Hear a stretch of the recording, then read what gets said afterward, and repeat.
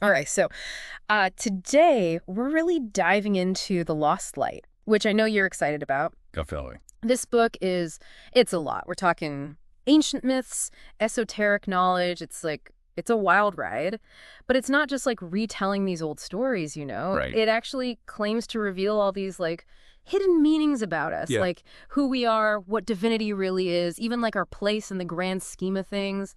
Heavy stuff. Yeah, it's fascinating. I mean, the author, the way they bring together a mythology, cosmology, even early Christian thought, to kind of paint this really unique picture of like what it means to be human. Yeah, it's not what you expect. Right. Like right off the bat, there's this idea of humans having this like dual nature. Like we have a God within us. It's a bit out there. And there's this quote, it says, "Man is then a natural man and a god in combination." Yeah, it's interesting because a lot of ancient cultures, they believe that humans, we aren't just physical. Right. There's this divine spark, right, that we carry. And get this, the book actually contrasts that with how Christianity later on portrayed God as like distant, external. Yeah. Yeah. So it's not this far off thing. It's like, no, the divine is within you and constantly evolving. Okay, so that makes this whole incarnation thing even more interesting because the author's saying the fall from grace wasn't like punishment, but these divine beings choosing to experience like the material world. Yes. And they use all these terms in the book like exiles, captives, even ties it back to the Israelites escaping Egypt. It's very evocative. It is. It is. And the thing is, the way they phrase it, um, the indwelling God is himself being brought to birth within the womb of humanity. Wow. It suggests that this isn't just a one-time thing, but this ongoing process, right, within us, being shaped by our experiences constantly. Okay, so we're not just like housing this spark, it's being shaped by our lives. Precisely. And this is actually where the book takes a really interesting turn from traditional interpretations of the afterlife. Okay. Because they say, Amenta, the Egyptian underworld. Right. It's not a place you go after death. Right. It's a symbol for our lives right now. Hold on, so living is the underworld. That's what the author wants us to consider, yeah. That our world, with all of its, its limitations, its struggles, this is what, the ancient Egyptians might have been getting at with this Amenta concept. That's kind of mind-blowing when you think about it that way. It's a powerful way of looking at things, even if it challenges some more traditional beliefs. Yeah. No kidding. And to make it even wilder, the book describes Earth as the coffin of Osiris. Osiris, the god who gets like betrayed and torn apart. Right. And that's crucial, I think, because Osiris's story feeds into this whole idea of fragmentation. You see, the book actually argues that the divine didn't come to Earth as one being, but like shattered into countless sparks. Oh, wow. And each one of those sparks is what animates a human life. So we each have a piece of the puzzle.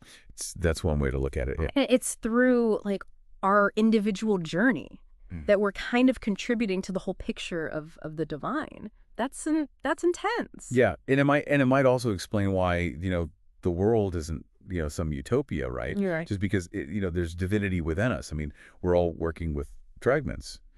And it's through our efforts, right, both individually and collectively, that we sort of move towards that unity that the book keeps talking about. Yeah, so it's not about like waiting for this divine intervention, but actually recognizing and nurturing the spark that we've got. Mm-hmm. Okay, that's a big responsibility. It is. And it ties into how the book reimagines judgment as well. Forget about pearly gates and all of that. Yeah. Judgment is this ongoing process happening within us based on our choices. And they focus on Thoth a lot. Yes. The Egyptian god of knowledge as like the judge. Right. So it's about our inner wisdom guiding us, not some like external reward or punishment system. Yeah, exactly. It's about aligning with that truth within ourselves. Yeah. The book really wants us to cultivate that inner wisdom. Okay. That self-awareness, to make choices that actually resonate with that divine nature. And this is where the symbolism of the moon comes in. Okay. Because it represents both our physical bodies and our journey towards, spiritual wholeness. Because the moon has phases, right? So it's always changing, growing brighter, dimmer, just like our own like progress. You've got it, yeah. The book actually calls the moon the register of solar or spiritual history. Yeah. So those phases, that waxing and waning, it's us, moving towards full divinization towards embodying that inner light. So we're meant to become more radiant, more in tune with that divine essence, like over time. Right. That's actually a really cool way to look at it. And what makes this even more intriguing is how the book ties the moon to water Oh, okay. and the feminine principle. Okay. So it's suggesting that our physical bodies, our emotions, these are like the fertile ground where that divine spark, that sun can thrive. Okay, so if the moon is like the garden, the sun must be The seed, Yeah. the source of energy. Yeah, the book describes it as the pure energy of intellect, the driving force behind everything. the light of the sun is the pure energy of intellect. That's it. Uh-huh. That's a powerful image. It's like our minds are this reflection of that cosmic power. Like we're able to understand, even like mirror the divine order through that. Mm-hmm. Wow. And that connection, between our minds and the cosmos leads to a pretty radical reinterpretation of resurrection too. Okay. How so? Well, it's not about our physical bodies coming back, right? Like literally. Yeah. It's about a transformation of consciousness. It's like rising above those limitations of this material world to a higher state of being. So less about like coming back from the dead and more about waking up while we're alive. You got it. And the book uses these images like dawn, the spring equinox, Oh, okay. to illustrate that. It's about these new beginnings, right? Yeah. Light emerging from darkness. It's recognizing that potential for renewal, for growth.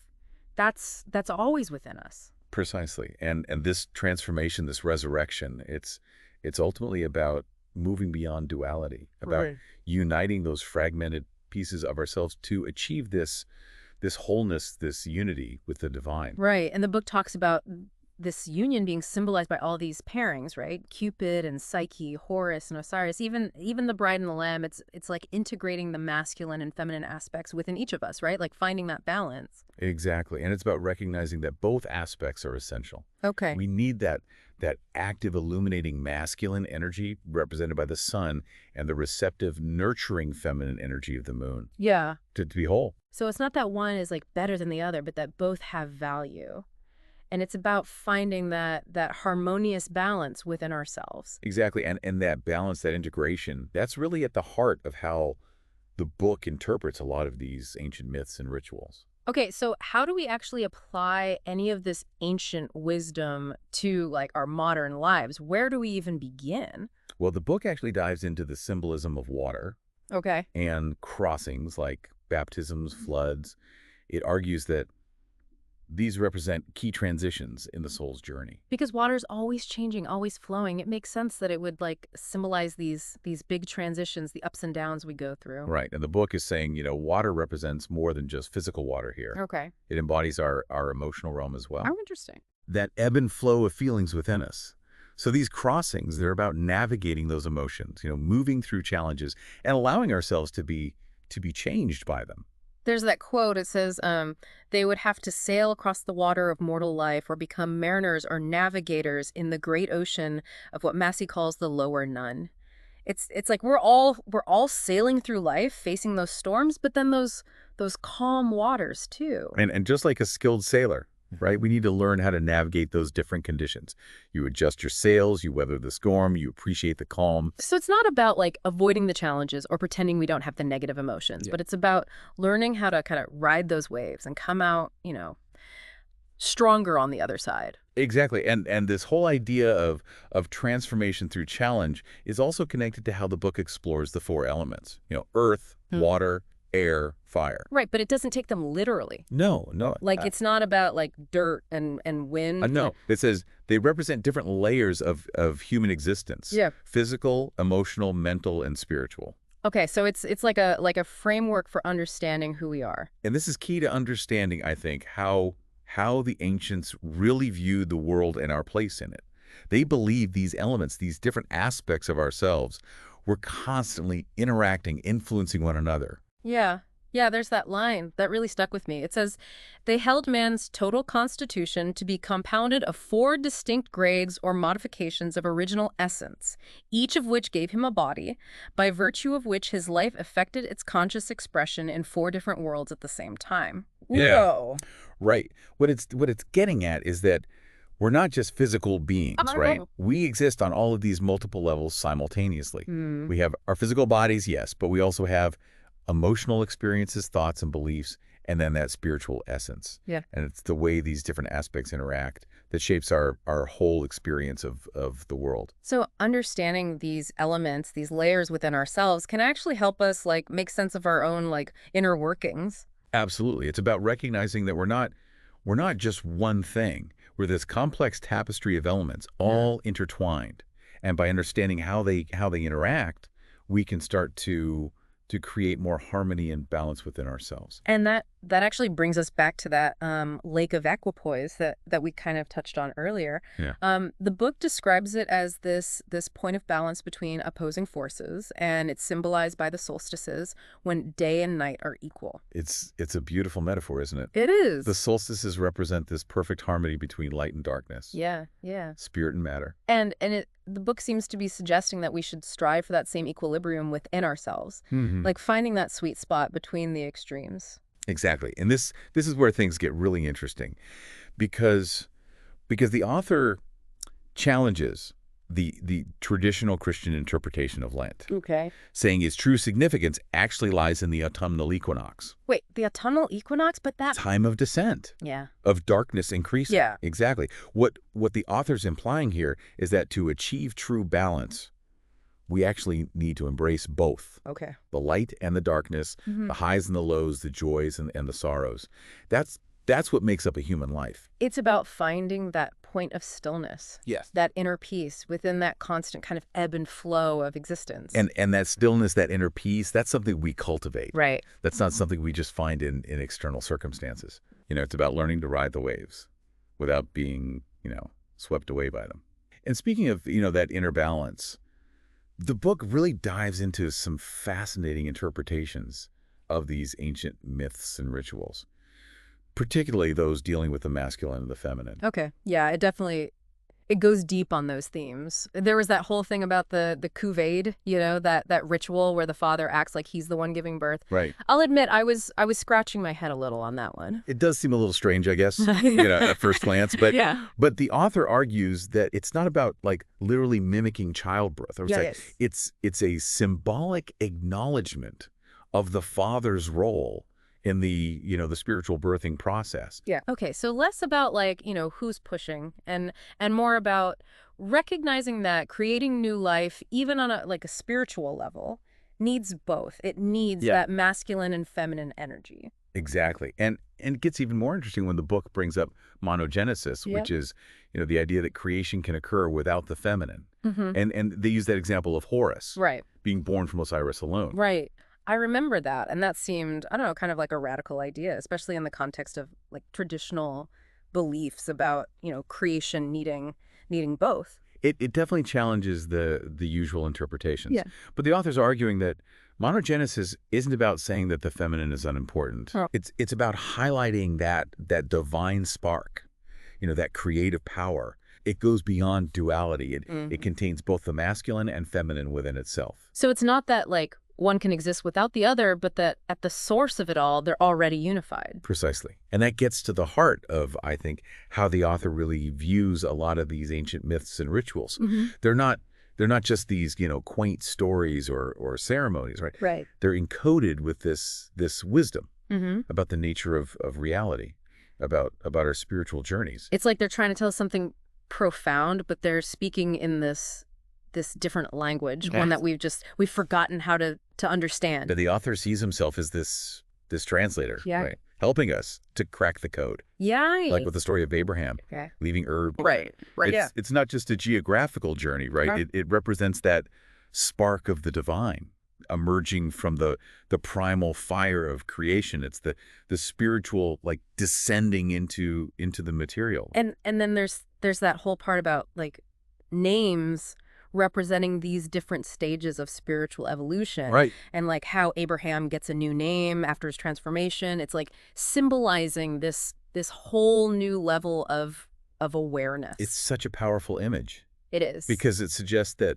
our identities aren't, fixed. Right. That we shed these old versions of ourselves and step into new ones as we evolve. Just like, the moon going through its phases, always changing, but always connected to its source. And speaking of transformation, the book spends some time on the phoenix, that mythical bird that dies and is reborn from its own ashes. It's a pretty powerful metaphor for, cycles of death and rebirth, and not just in a literal sense, right? Right. The phoenix rising from the ashes represents that indomitable spirit, right? Yeah. That spark within us that can never truly be extinguished. Yeah. It's a reminder that even when we face endings, whether they're physical or symbolic, there's always that potential for renewal, for a new beginning. So even in those moments when we feel, I don't know, like completely burned out, there's still that spark of potential just kind of waiting to be rekindled. Exactly.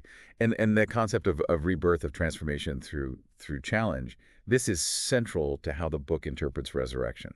It's not about, our physical bodies coming back. Right. It's about a transformation of consciousness. This rising above the limitations of this material world to a higher state of being. So it's a little less about like what happens to our bodies after we die and more about what we can awaken to while we're alive. Exactly. The book uses that imagery of dawn, Okay. the spring equinox, to illustrate this concept. It's about, light emerging from darkness, the renewal of life after a period of dormancy. It's happening within us, not to a physical body. Yeah. It's the awakening of that divine spark, that God within to its full potential. And that awakening isn't, this one-time event. Great. It's an ongoing process where we're constantly, dying to old ways of being and being reborn to these new levels of awareness, of understanding. It's a spiral of growth and expansion. The book also talks about germination as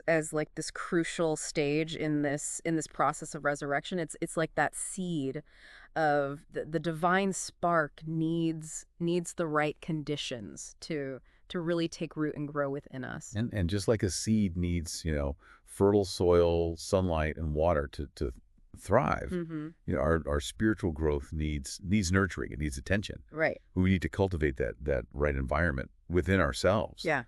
Practices that nourish our souls. Yeah. Connections that uplift us, and an openness to experiencing the fullness of life. So it's about being intentional, like creating that space for that inner growth to occur.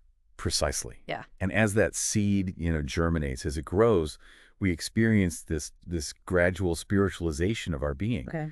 The book actually suggests that even the material aspects of ourselves, our thoughts, emotions, even our physical experiences, they become more refined, more aligned with that spiritual core. So it's not about like denying the material world, but infusing it with a deeper meaning, with a spiritual perspective. Exactly. It's about recognizing the interconnectedness of all things. Yeah. The way that the material and the spiritual are always, influencing each other. And as we become more spiritually aware, that awareness sort of starts to permeate every aspect of our lives. That makes me think of the book's discussion of totemism. That idea of connecting with animal spirits. It's like we're acknowledging the spiritual essence within all of nature, even within ourselves. It's such a fascinating concept. Yeah. And the book, it actually connects it to the idea of the sons of God incarnating in animal bodies as described in Genesis. Right. It suggests this much deeper connection between humans and animals than we typically, might acknowledge. So instead of dismissing it as just, I don't know, like primitive superstition, we can look at totemism as a way of connecting with different aspects of our own nature, represented by those animal archetypes. Exactly. It's about recognizing the diversity and the interconnectedness of all life. And that interconnectedness is a major theme throughout the book, especially when it's discussing that ultimate goal of spiritual development, which is, transcending duality and achieving that unity with the divine. Right. That whole idea of the marriage of opposites, symbolized by pairs like Cupid and Psyche, Horus and Osiris, even the bride and the lamb. It's about recognizing that that both are necessary, that wholeness comes from the integration of these seemingly opposite forces, the masculine and the feminine, the light and dark, the spiritual and material. They're not meant to be at odds. Right. They're meant to exist in harmony. It's about recognizing that wholeness already exists within us. Yeah. And our journey is about remembering that. Yeah. About bringing those fragmented parts of ourselves back into alignment. Precisely. And the book really emphasizes that this androgyny, this state of embodying both the masculine and feminine, it isn't about denying the differences. Okay. Right. It's about allowing them to dance together. Yeah. To create something, beautiful and whole. It's like finding that perfect balance point, that lake of equipoise the book talks about. It's that state of inner stillness, that place of peace within ourselves that we can access when we're no longer at war with ourselves, when we embrace that full spectrum of our being. And that state of balance, that inner peace, it's not like a destination, that we arrive at. It's something we cultivate. Exactly. It's an ongoing practice. It's a commitment to self-awareness and to making choices that align with our truest selves. Those choices that lead us closer to that inner harmony. So if that like inner harmony is the goal, it makes me wonder about all the bumps along the way, because the book, it doesn't shy away from the tough stuff, the inevitable challenges that we face in life. Right. It acknowledges those, those dark nights of the soul, those times when we might feel, I don't know, lost, confused, or even broken. But the author insists that those difficult experiences, they're not meant to destroy us. Right. They're opportunities for refinement, for shedding those old layers and discovering a stronger, more resilient version of ourselves on the other side. And that's where that symbolism of the underworld comes in again, right? That descent into darkness as like a necessary part of transformation. Exactly. The author wants us to consider that facing our fears, confronting those shadows, those parts of ourselves that we'd rather not look at directly. That's actually where the real growth happens. It's in those dark, messy places that we often find the greatest insights about ourselves and about the world. It's like you can't have the beautiful sunrise without going through the darkness of night first. Precisely. And this idea of darkness as this catalyst for transformation, this ties into the book's interpretation of the crucifixion as well. Okay. And again, it's not presented as this literal historical event, right? But as this powerful symbol of the soul's journey, through suffering and ultimately to a more complete way of being. Right. And the book, it kind of links that crucifixion back to the dismemberment of Osiris, right? Yes. Suggesting that divine spark within us, which is already, fragmented, needs to go through its own kind of crucifixion to be made whole again. It's about purification. Yeah. It's about those experiences that really challenge our egos, our limiting beliefs, and kind of force us to let go of who we thought we were to make space for something new to emerge. So less about the like physical pain and more about the emotional, spiritual, those growing pains that we all go through. Exactly. It's about surrendering to the process, trusting that even when things feel like they're just falling apart, that there's a higher order at play. And the book even connects the crucifixion to the Eucharist. That ritual where bread is shared and consumed. It's like the author saying that we each kind of consume and embody those fragmented pieces of the divine through our own individual experiences. It's a powerful image. Yeah. We're not just these passive observers, in this cosmic drama. We're active participants. And our choices, our experiences, they all contribute to the unfolding of something so much greater than ourselves. Wow. It's both, I don't know, humbling and empowering kind of at the same time. Humbling to realize just how vast it all is, and then empowering to know that we actually have a role to play in it. And that sense of empowerment comes from remembering, that divine spark within each of us, that God within, that's the source of our creativity, our wisdom, even our capacity for love. And it's not something we need to earn, or strive for. It's already there. It's always present. It's waiting for us to remember it. So how do we do that? How do we actually cultivate that remembrance in a way that feels, I don't know, real and tangible in our everyday lives? Well, the book actually offers a lot of guidance, Yeah. on that front. It emphasizes practices like meditation, Mhm. connecting with nature, engaging in creative pursuits, anything that really helps us to kind of tune in, Mhm. to that inner voice, to that deeper wisdom within.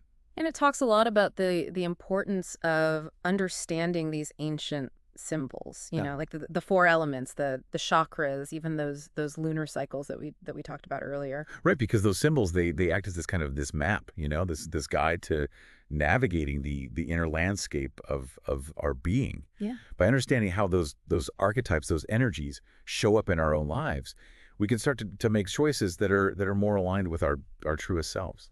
This whole deep dive into the lost light, it's been quite a journey. It really has. It's challenged some of my assumptions. It's opened my mind to new possibilities, and honestly, it's left me feeling incredibly inspired.